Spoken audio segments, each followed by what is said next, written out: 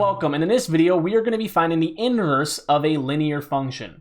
Now, the steps for finding the inverse of any type of function are generally the same, but once we start moving up to higher level functions like square roots and quadratics and polynomials and stuff like that, it is going to become just a little bit more difficult because there's an extra thing that we need to be able to identify. So we're going to start with just linear inverses, and we'll work our way there eventually.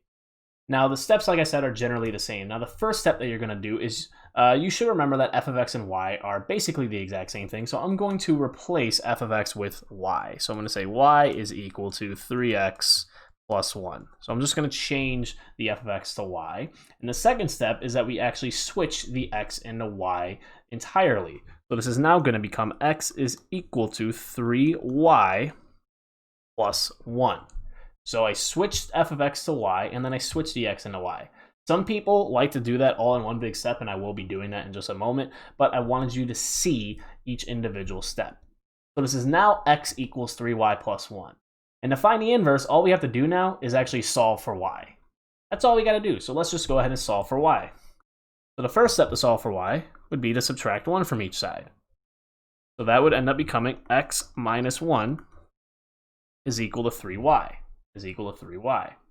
And now the next step, I would have to divide each side by 3. So we're going to end up getting x minus 1 all over 3 is equal to y. You could also write this if you want. You could also write this as x over 3 minus 1/3. Each one is acceptable. Each one's fine, okay? Some places, some teachers and certain tests are going to prefer you to write it this way because this most closely mimics slope-intercept form. So just know that you could see it either way. This way is generally going to probably be more preferred by your teacher. I'm fine with either way, personally.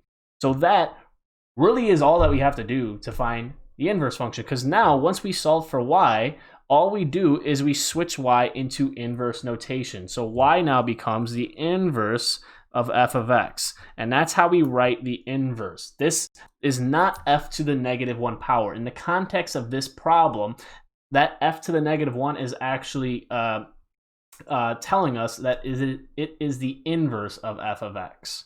So this stands for the inverse of f of x, and the inverse of f of x is going to be equal to x over 3 minus 1/3, or x minus 1 all over 3. So that is it. That's all that you need to do to be able to find an inverse. Now, like I said, once we get to higher level problems, there's going to be one extra thing we need to be aware of. But for linears, that's it. Let's go ahead and take a look at another problem. So we have a new function here. We have g of x is equal to 2x minus 1 all over 5.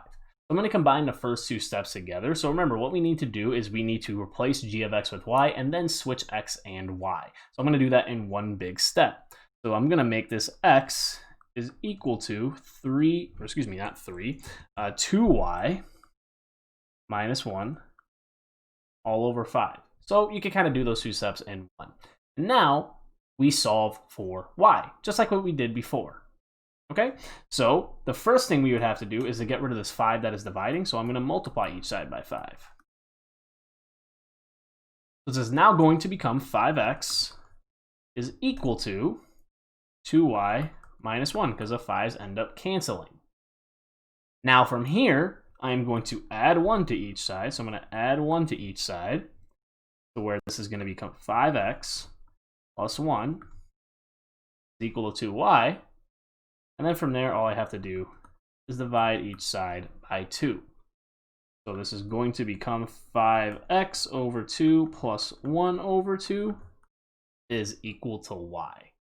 And now, once again, once I solved for y, I just need to use inverse notation. So our final answer would not be the inverse of g of x. We're finding the inverse of, it wouldn't be the inverse of f of x. It would be the inverse of g of x. So our final answer is going to be the inverse of g of x is equal to 5/2 x plus 1/2. And that would end up being our final answer. And that's all that there is to finding the inverse of a linear equation or a linear function, whichever one you want to say.